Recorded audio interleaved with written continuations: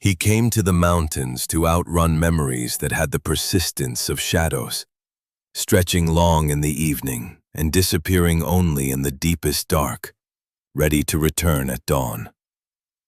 Elias carried his past in the rigid set of his shoulders and the way his eyes constantly scanned the ridgelines, not for beauty, but for threats that no longer existed.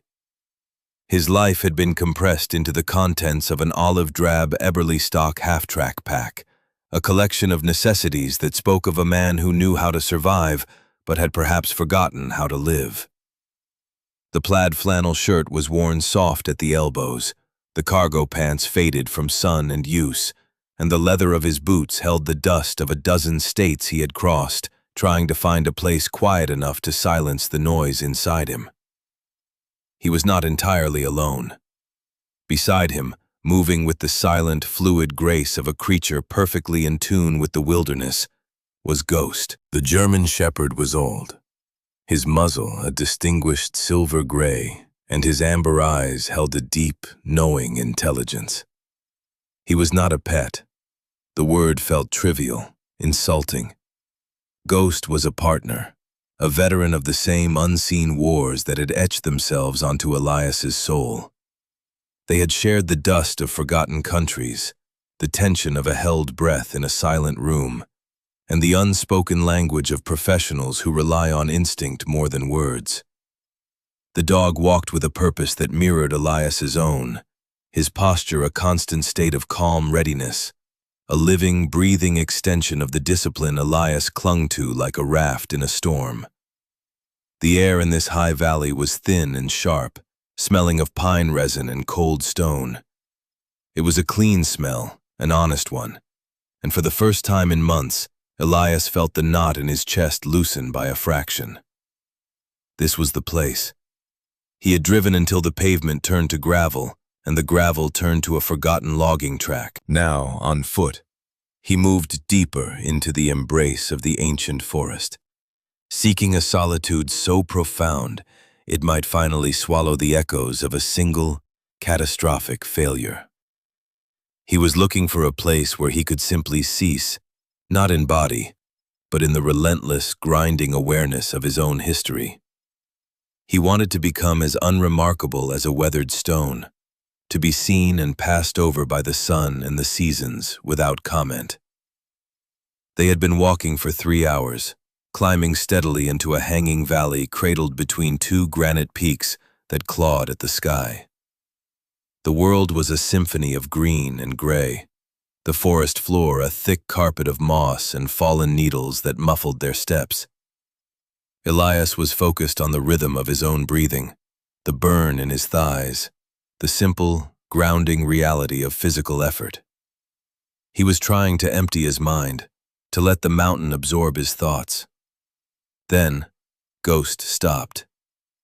It was not a casual pause to sniff a scent on the breeze. It was an abrupt, rigid halt. His body went taut, every muscle locked. His head was cocked, his ears swiveling like radar dishes, focused on a patch of ground 20 yards ahead. His breathing, usually a soft pant, ceased entirely. The silence that followed was more alarming than any sound. Elias stopped instantly, his hand dropping to the worn handle of the folding knife clipped to his pocket, a reflex ingrained by years of training.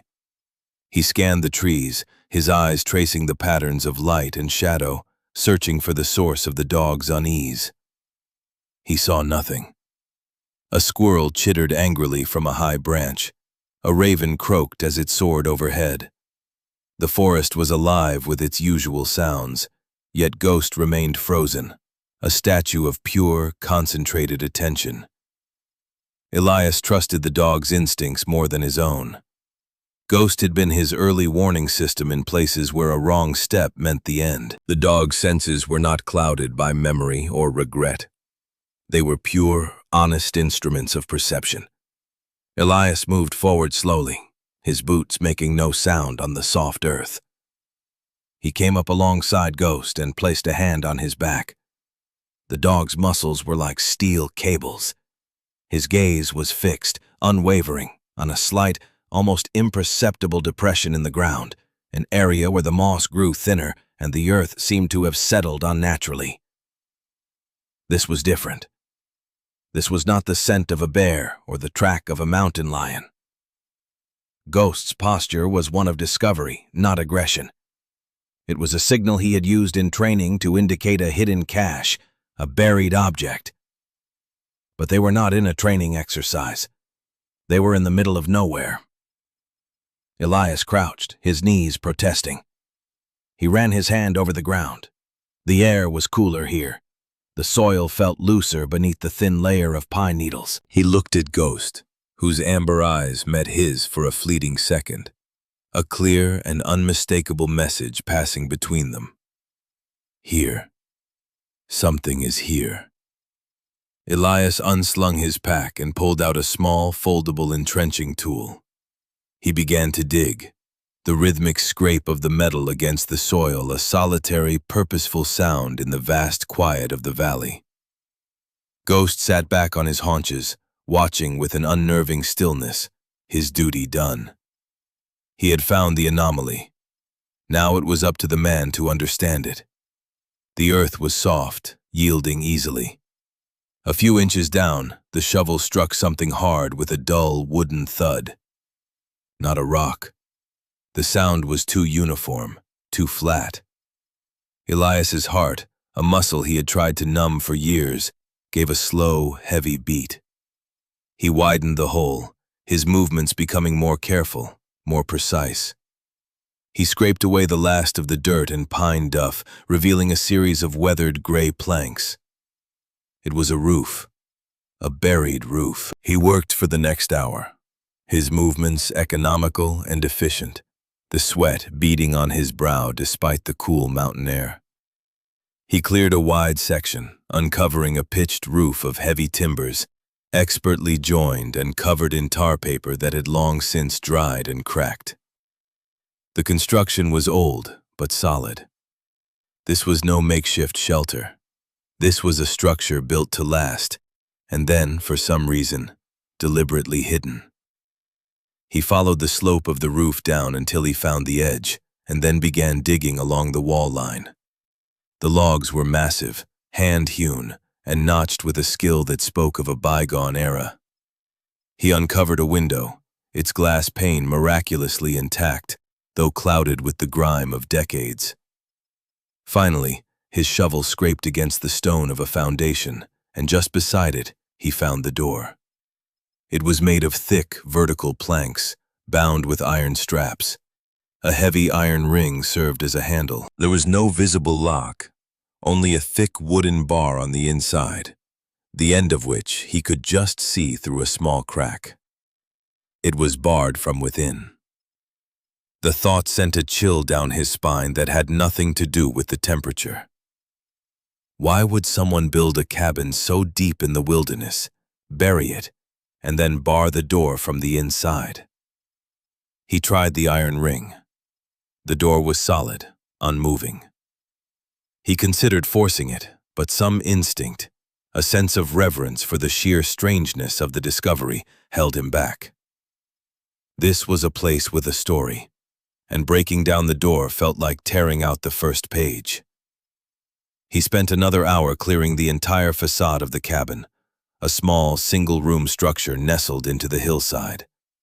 It had been built in a natural depression and then covered with the earth from the excavation, a meticulous act of concealment. The moss and saplings that had grown over it were decades old. This place had been sleeping for a very long time. Elias walked the perimeter of the exposed roof. Near the back, tucked against the rising slope of the hill, he found a small, stone-lined chimney, so cleverly integrated into the landscape that it was almost invisible.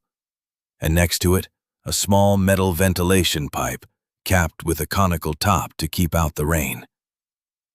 Air. Someone inside had needed air. The image of someone barricaded inside, waiting, was deeply unsettling. He returned to the front and examined the door again. He noticed that one of the iron hinges was rusted almost completely through. Using the blade of his entrenching tool as a lever, he worked it into the gap, applying slow, steady pressure. The metal groaned, flakes of rust falling like dried blood. Then, with a final, sharp crack, the hinge gave way. The door sagged inward, still held by the other hinge and the internal bar, but now there was a gap at the top wide enough to see through. Elias pulled a small, powerful flashlight from his pack. He took a deep breath, the scent of pine and damp earth filling his lungs, and shone the beam into the darkness. The air that wafted out was stale, cold, and thick with the smell of dust, dry rot, and something else. Something faintly metallic and sad. The beam cut through the gloom, revealing a scene frozen in time. It was a single room, Spartan and impeccably ordered. A narrow cot was pushed against the far wall, a wool blanket folded neatly at its foot. A small cast-iron stove stood in the corner, a stack of firewood beside it. On a simple wooden table in the center of the room sat a kerosene lamp, a tin cup, and a book. But it was the wall above the table that held his attention. It was covered in maps, dozens of them, overlapping, pinned to the logs with small, precise nails. They were topographical maps, geological surveys, and hand-drawn charts filled with meticulous notes and calculations. Elias felt a strange sense of kinship with the unseen occupant. This was the workspace of a disciplined mind, a person who found order in data and solace in precision. He worked the door back and forth, weakening the remaining hinge until it too groaned and broke. The door fell inward with a heavy thud, landing on the dusty floorboards. The internal bar, a thick piece of oak, had not been set in brackets but had been propped against the door. It clattered to the side. It was a barricade, but a temporary one. A way to keep something out, not to be sealed in forever. He stood for a moment in the doorway, letting his eyes adjust. Ghost remained outside, sitting sentinel, his gaze fixed on the dark interior as if he could see the history that lingered there. Elias stepped inside, his boots echoing on the floorboards. The silence was absolute, the kind that presses in on the eardrums. He ran his hand along the table. A fine layer of dust covered everything, but underneath, the wood was clean and smooth. He picked up the tin cup. It was empty. The book was a collection of poetry, its cover worn and soft. He opened it to a random page. The words were about mountains and solitude. His attention returned to the maps. They depicted this valley and the surrounding peaks, but they were covered in annotations that made no sense. Strange symbols, lines connecting seemingly random points, and calculations scribbled in a neat, compact hand. It was a project of some kind, an obsession. On the small stove, a cast-iron kettle sat on the burner. He lifted the lid. It was empty. Beside the cot, a small stack of canned goods was arranged in a perfect pyramid. Beans, preserved meats, peaches. Enough for a few weeks, maybe a month. This was a place of work, of waiting. Then he saw it. Tucked under the edge of the folded blanket on the cot was a leather-bound journal. It was the same size and shape as the logbooks he had been issued in the service. His hand trembled slightly as he reached for it. The leather was cold and stiff. He opened the cover. The first page was not a date or a greeting, but a single haunting sentence written in the same neat script as the notes on the maps. They took the water, but they will not take the truth. Elias read the words again. They took the water. He looked at the maps, at the intricate lines tracing the geology of the valley. He thought of the empty kettle, the dry tin cup. He walked back to the doorway and looked out at the valley floor. It was green, lush, covered in thick vegetation. But as he looked closer, he noticed something odd. The course of the creek bed that should have run through the center of the valley was dry, choked with weeds and stones. There was no water. He turned back to the journal. He sat on the edge of the cot, the dust puffing up around him, and began to read. The journal belonged to a man named Samuel Thorne, a geologist and hydrologist who had worked for the State Survey in the 1970s. The early entries were technical, filled with observations about rock strata, water tables, and the unique geological formation of the valley. Thorne believed that deep beneath the valley floor, trapped in a network of limestone caverns, was a massive, pristine aquifer, a river flowing through the heart of the mountain. The tone of the entries began to change. Thorne wrote of a private corporation, a powerful entity with interests in bottling and water rights that had been conducting its own surveys in the area.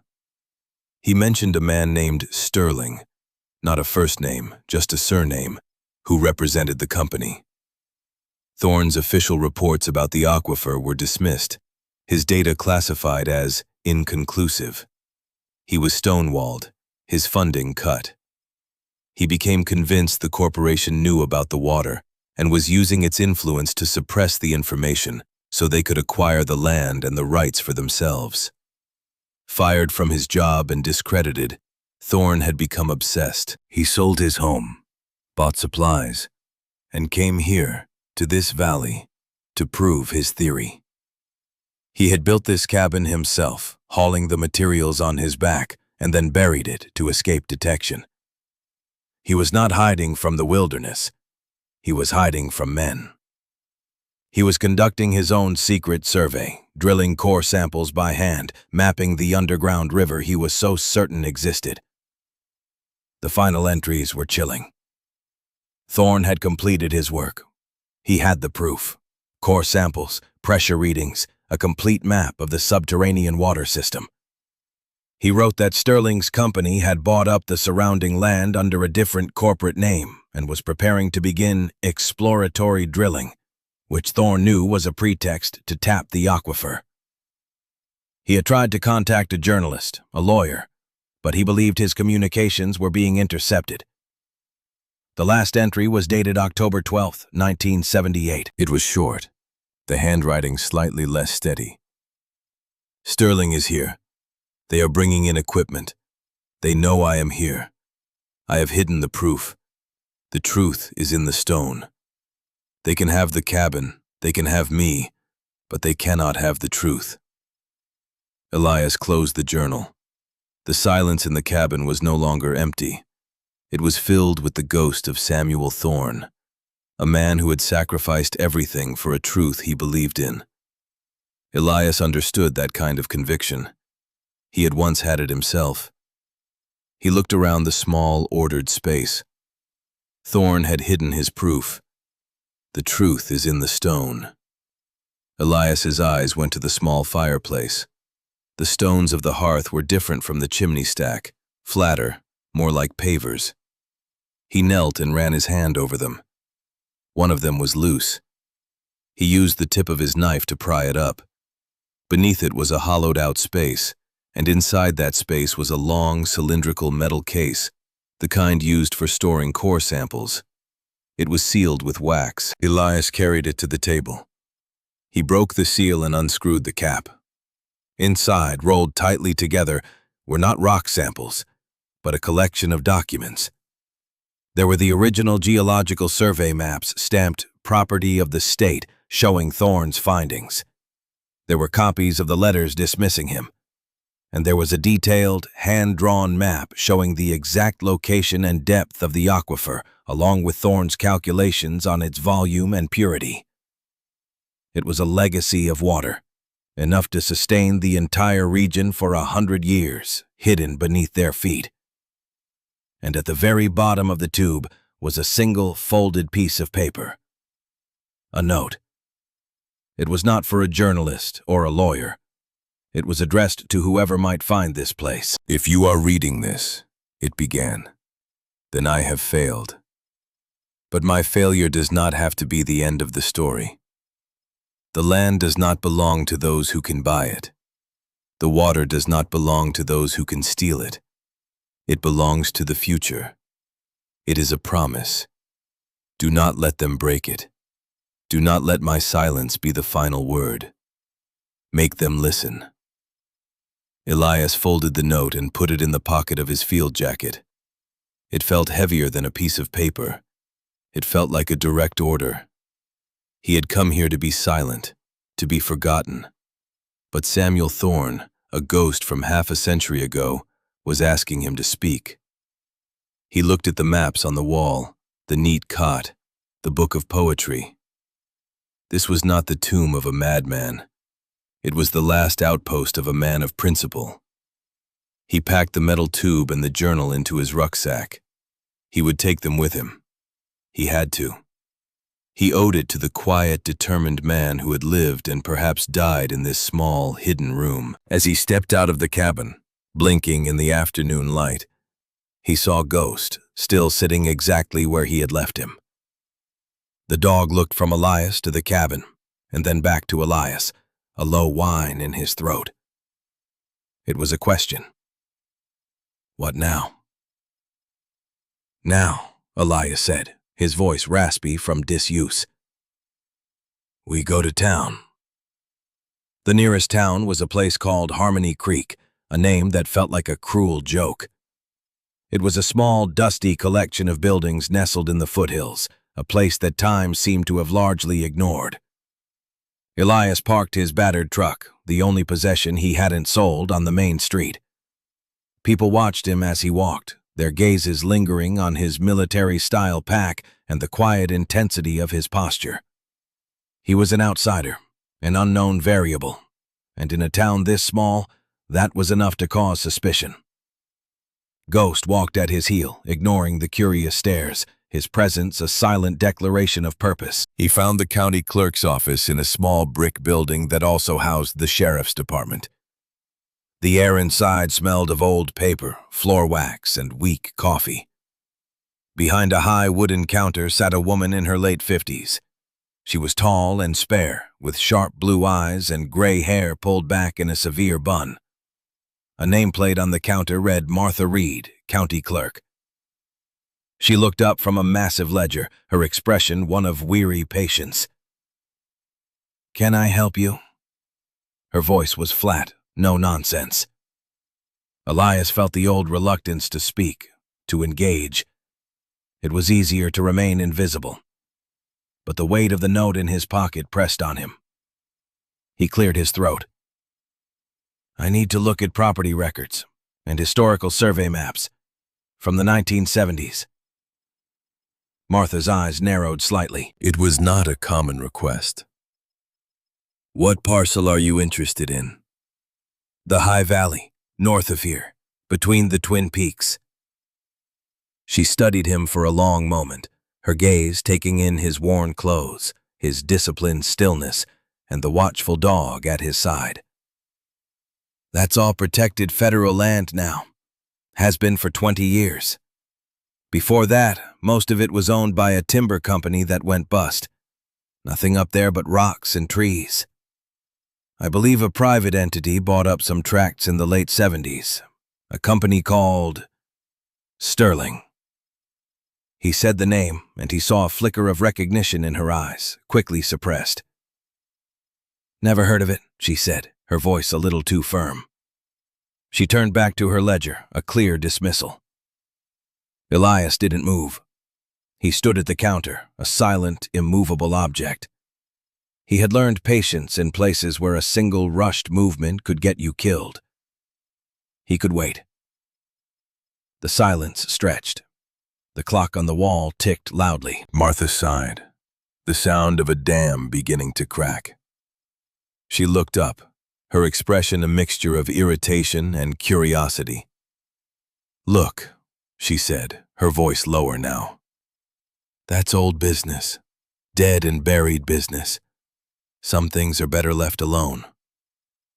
"Some things can't be buried deep enough," Elias replied, his voice quiet but firm.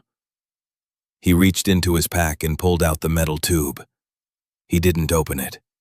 He simply placed it on the counter between them. It lay there, heavy and significant. A man named Samuel Thorne thought so. Martha's face went pale. She stared at the tube, then at Elias. The professional mask fell away, revealing a woman who looked tired and burdened. "Where did you get that?" she whispered. "I found his cabin." She leaned forward, her voice barely audible. "People went looking for him. The sheriff, his family. They never found anything. They said he just walked into the woods and vanished." "He didn't vanish. He hid," Elias said. He slid the journal across the counter. "He left a record." Martha opened the journal, her hands trembling slightly. She read the first page, then a few more. She looked up at Elias, her blue eyes filled with a new light. It was not suspicion anymore. It was something else. Respect, and maybe a little fear. "I was just a girl then," she said softly. "But I remember the talk. The man from the state who was making trouble. My father was on the county commission. He said Thorne was a crank. But he also said that the men from the water company, they made him nervous. They were too smooth." She closed the journal and pushed it back toward him. "The records you want are in the archives, in the basement. They're not digitized. No one's looked at them in 30 years. She paused, her gaze steady and direct. "What are you going to do?" "What he asked," Elias said simply. "Make them listen." She nodded slowly, a decision solidifying behind her eyes. "The basement is through that door. The survey maps are on the west wall. Property deeds are in the gray filing cabinets. I'll tell Sheriff Brody you're a historical researcher. It will buy you some time." She handed him a key. "Lock the door behind you." The basement was a tomb of forgotten facts. The air was cool and musty, and the only light came from a single bare bulb hanging from the ceiling. Rows of metal shelves stretched into the darkness, laden with dusty boxes and bound volumes of paper. It was an archive of everything the town wanted to forget. Elias spent hours there, Ghost lying patiently by the door. He found the property records first. A shell corporation, Mountain View Development, had purchased thousands of acres in and around the valley in 1977 and 1978.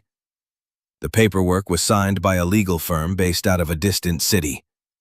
But in the margins of one of the transfer deeds, in faint pencil, was a note. "Per conversation with Mr. Sterling." The name was there, a ghost in the machine. He moved to the maps. He unrolled the old survey charts, their paper brittle and yellowed. He found Thorne's original submissions, the ones that had been dismissed.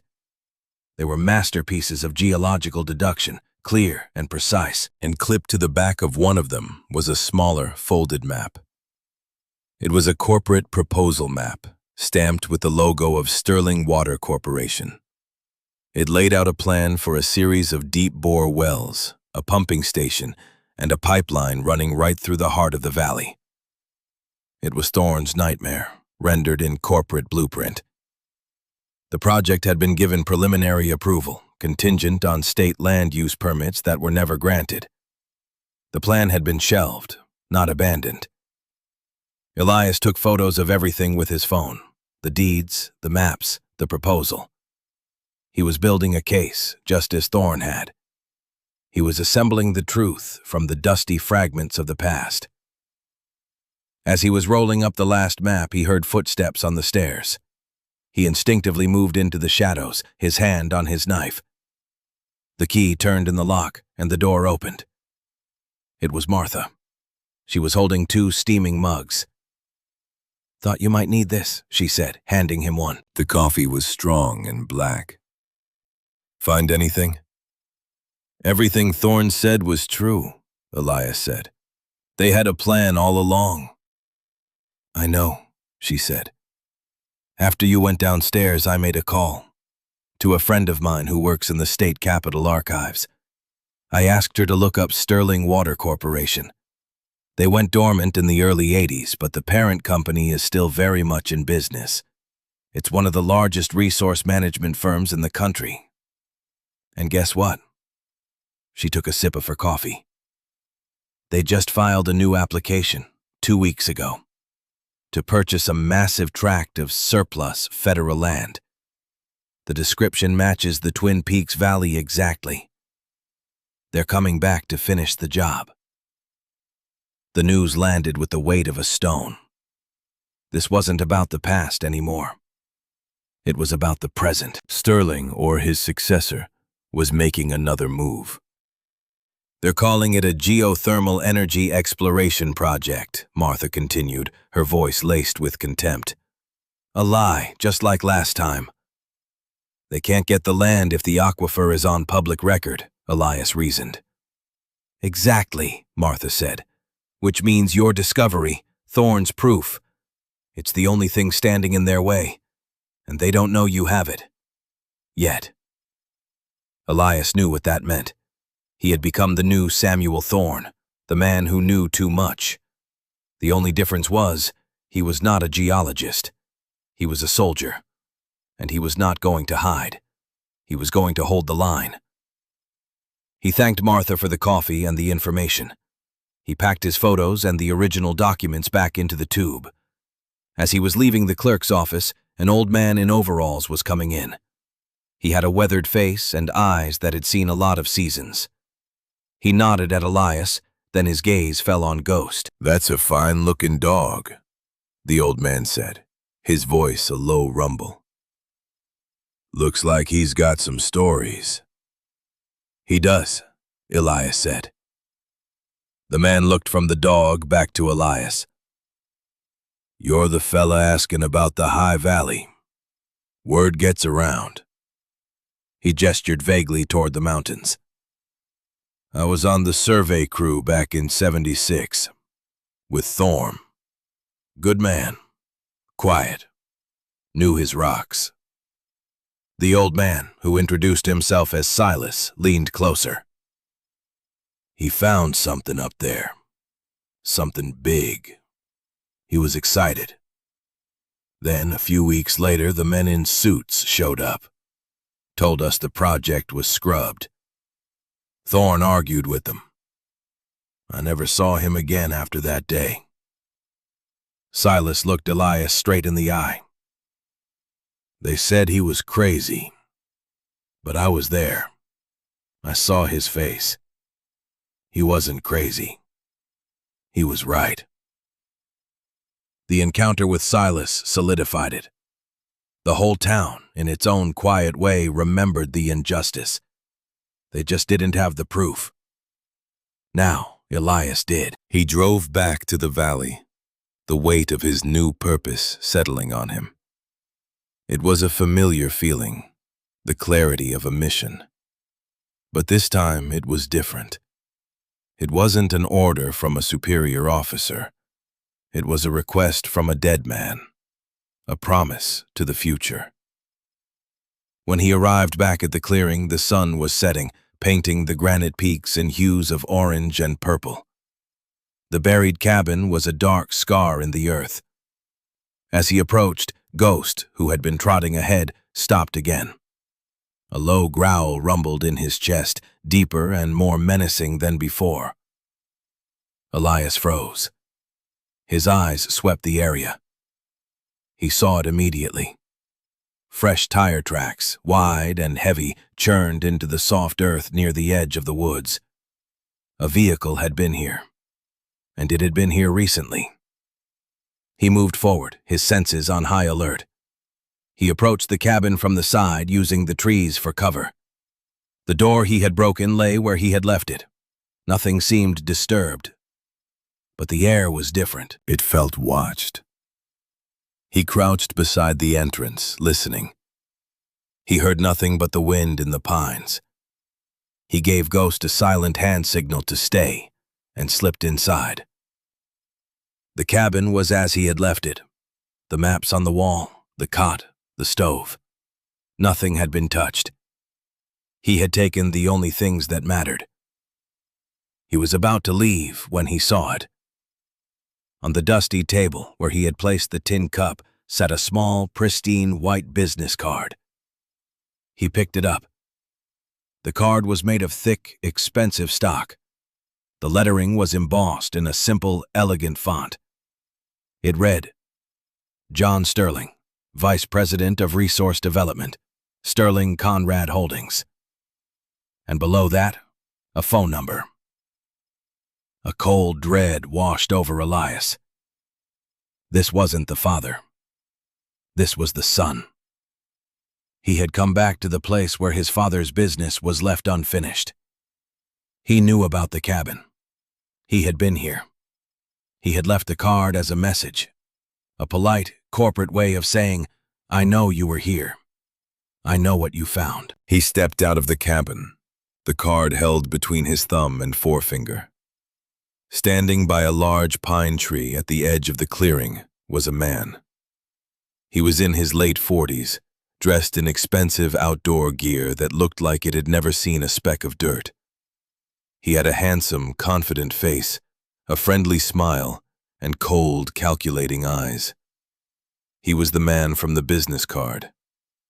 Quite a discovery, the man said, his voice smooth and reasonable. My father would be impressed. He always said Thorne was a stubborn man. Elias said nothing.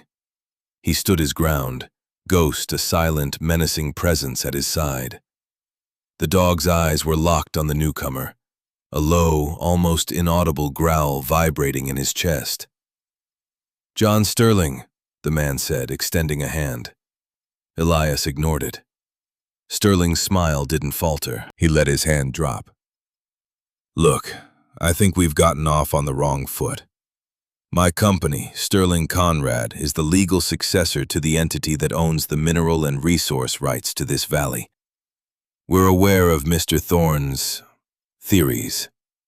They were largely discredited, of course. The man was unstable. His work was thorough, Elias said, his voice flat. Sterling chuckled, a dry, dismissive sound. He was a romantic. He thought he'd found some kind of subterranean Eden. Our geologists have reviewed the data. It's a series of disconnected pockets of brackish water, not commercially viable, and certainly not the great underground river he imagined. He gestured at the valley. We're here to conduct geothermal surveys, clean energy. It's a project that will bring jobs and prosperity to this entire region. He was good. His words were polished, reasonable. He painted a picture of progress and public good, dismissing Thorne as a delusional crank. He was using language to obscure the truth, to minimize the stakes. You left your card, Elias stated. A courtesy, Sterling replied. I wanted to open a dialogue. What you found here, it's a historical curiosity, a sad little story. But it's out of context. It's a distraction from the important work we're trying to do. I'm prepared to offer you a generous finder's fee for the documents you've recovered, for their historical value to our company archives, of course. Consider it compensation for your time and effort. It was a bribe, wrapped in the language of corporate politeness. He was testing Elias, trying to see if he had a price. Elias reached into his jacket pocket. For a moment, Sterling's eyes flickered with apprehension. But Elias didn't pull out a weapon. He pulled out the folded, yellowed note from Samuel Thorne. He held it up. He wrote this, Elias said. The land does not belong to those who can buy it. The water does not belong to those who can steal it. It belongs to the future. Sterling's smile finally vanished. His eyes went cold. The mask of civility had slipped. You're making a mistake, he said, his voice losing its smooth edge. You're a man with a complicated past, Mr. Elias Thorne. I had my people look into you. Special Forces, an incident in Kandahar, a promising career that ended in disgrace. You walked away from your responsibilities once before. I suggest you do it again. Take the money. Disappear. It's what you're good at. The mention of Kandahar was a physical blow. The air rushed from Elias's lungs. The memory he had been outrunning had caught up to him, here, in this quiet valley, spoken by this man in his clean clothes. The memory of fire and smoke, of a shouted order, of a choice made in a split second. The choice to secure the objective, to follow the mission parameters, to leave a wounded brother behind in a collapsing building. A choice that had earned him a medal he never wore, and a guilt that was a constant companion. He saw the satisfaction in Sterling's eyes. He had found the weak point. He had twisted the knife. But as Elias looked at the cold, smug face of the man before him, something shifted. The shame that had haunted him for years began to burn away, replaced by a cold, clear anger. This man was using his deepest wound as a tool of manipulation. He was desecrating the memory of his failure to serve his own greed. "No," Elias said. The word was quiet, but it had the finality of a chambered round. Sterling's face hardened. "This is not a negotiation. My team will be here in the morning to secure the site.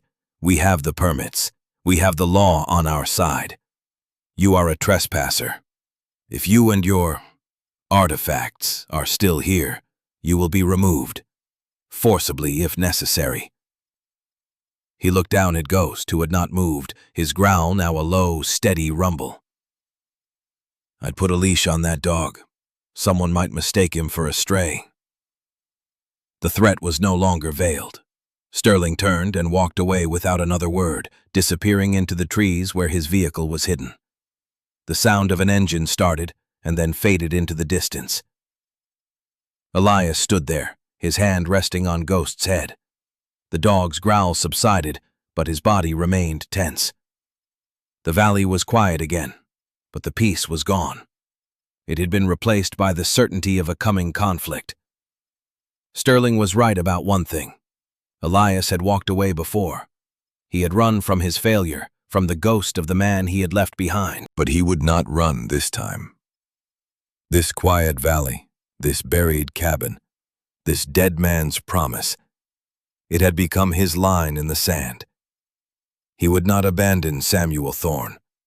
He would not abandon this place. He would stay. The night was long and cold. Elias didn't sleep. He sat by a small, smokeless fire, the metal tube and the journal resting beside him. He cleaned his folding knife, the simple, repetitive motion a form of meditation. He thought about Kandahar, about Sergeant Miller, whose face he saw every time he closed his eyes. The order had been clear. Secure the high-value target in the next building. Miller was down, his leg shattered. The building was unstable. The call was his. Mission or man? He had chosen the mission. They told him he had made the right choice, the hard choice. But the commendation felt like a tombstone. This time the choice was different. There was no mission objective handed down from above. There was just a note from a dead man, and a deep foundational certainty that what Sterling was doing was wrong. This was not a test of tactics or skill. It was a test of character. A chance, maybe the last one he would ever get, to make a different choice. As dawn broke, a heavy mist rolled into the valley, thick and suffocating. It clung to the trees, muffling all sound. The world was reduced to a gray 20-yard circle. And then he heard it. The distant, grinding rumble of heavy machinery. They were coming. Ghost rose to his feet, a low whine in his throat. Elias stood up and slung his pack. He wasn't going to fight them. He couldn't. It was him against a corporate crew. But he could bear witness. He could stand his ground. He moved to the edge of the clearing, positioning himself near the exposed roof of the cabin, a silent guardian of the site. The sounds grew louder. 2 large trucks and a tracked excavator lumbered out of the mist, their headlights cutting yellow swaths through the gray. Sterling was in the lead truck. He got out, flanked by two large men in work clothes. One of them, a man with a hard face and the weary eyes of a former soldier, avoided Elias's gaze. This must be Dave, the conflicted insider he had been warned about. "Last chance, Thorne," Sterling called out, his voice unnaturally loud in the misty quiet. "Walk away." Elias didn't answer. He just stood there, Ghost at his side, the two of them a small island of defiance. Sterling sighed dramatically. "All right, have it your way." He turned to his men. "Secure the area. I want a perimeter fence up, and get that excavator over here. We're going to collapse this hole. It's a safety hazard." He looked directly at Elias. "Bury it, for good this time." The men started to unload equipment. The man with the weary eyes, Dave, began unspooling yellow caution tape, his movements slow, reluctant. The excavator operator fired up the engine with a deafening roar and began to move the machine toward the cabin. The ground shook. As the excavator approached, its heavy steel buckets swinging menacingly, a sudden downpour began. The mist turned to a torrential rain, soaking Elias in seconds. The ground, already soft, turned to mud. The excavator operator, his vision obscured by the rain, misjudged his approach. The heavy machine slid sideways in the mud, its tracks churning. One of the tracks slipped over the edge of the excavation, crushing a section of the cabin's roof. There was a loud crack of splintering timber. Ghost barked, a sharp, panicked sound. The collapsing roof had destabilized the soil around the excavation. A section of the earthen wall above the cabin, loosened by the rain and the vibration, began to give way. It was a small landslide, a cascade of mud and rock. Elias was standing clear, but Ghost, who had moved closer to the cabin as if to protect it, was directly in the path of the slide. Time slowed down. Elias saw the wall of mud begin to move. He saw Ghost turning, his eyes wide. And in that instant, the world dissolved into the fire and smoke of Kandahar. He saw Sergeant Miller, trapped under a fallen beam, his hand outstretched. He heard his own voice, cold and distant, giving the order to move out. Leave him. Secure the objective. The memory and the reality merged. Ghost was Miller. The collapsing earth was the collapsing building. The mission was the evidence in his pack. He could run. He could save the proof. He could choose the mission. But he didn't. In a single, fluid movement, born of pure instinct and a desperate need for redemption, he lunged. He threw himself at Ghost, shoving the dog clear of the slide path with all his strength. He felt the dog yelp as he tumbled away. And then the world came down on him. It was not a crushing weight, but a heavy, suffocating wave of mud and rock. It struck his legs, twisting him, throwing him against the log wall of the cabin. A searing pain shot through his left leg, and he felt the bones snap with a sickening crack. He cried out, a sharp, involuntary sound, as the slide buried him up to his waist, pinning him against the cabin. The rain hammered down. The excavator engine idled, its operator staring in horror. Sterling stood frozen, his face a mask of shock. Elias lay pinned, the pain in his leg a white-hot fire. But through the pain he felt something else, a strange, quiet sense of release. He had done it. He had chosen the man, the dog, over the mission. He had stayed. He had not run. Ghost was on his feet, barking furiously, circling the edge of the slide, trying to get to him. Elias looked at the dog, and a weak smile touched his lips. "It's okay, boy," he gasped. "I'm okay." Then something unexpected happened. Dave, the man with the weary eyes, threw down his roll of tape. He ran to the excavator, shouting at the operator. "Get the bucket over here! We can use it to brace the wall. He looked at Sterling, his face filled with a sudden, defiant courage. We're not burying this. We're digging him out. Sterling seemed about to object, but then he saw the look on Dave's face. He saw the other workers stop and stare. He saw the moral calculus of the situation shift irrevocably. This was no longer a simple eviction. It was now a rescue. To interfere would be monstrous. His authority, built on a foundation of polite threats and legal jargon, evaporated in the face of a simple, undeniable human crisis. Dave was already scrambling down the slippery bank, talking to Elias, his voice calm and professional. Hang in there. We'll get you out. What's your status? Legs broken, Elias grunted, the pain making him dizzy. Left tibia. Okay, we're not moving you then. We're going to stabilize this whole mess and wait for help. Dave looked up at the ridge. Help is coming, right? You called someone? Elias nodded, gritting his teeth against a wave of pain. The county clerk, Martha Reed. I sent her a message this morning, with my location. He had sent it as a precaution, a dead man's switch. He hadn't known it would be for this. As if on cue, they heard the distant wail of a siren growing steadily closer. Martha had not wasted any time. Sterling heard it too. His face went ashen. The law was coming, but this time, it was not on his side. He had lost control. His plan had literally collapsed. He looked at Elias, pinned against the cabin, at the determined face of his own employee organizing a rescue, at the approaching sirens, and for the first time, he looked defeated. The morning after was quiet, the air washed clean by the storm. The valley was filled not with the roar of excavators, but with the careful, methodical sounds of people working to preserve, not destroy. The county sheriff's department had secured the site. A team from the state's historical society was carefully documenting the cabin and its contents.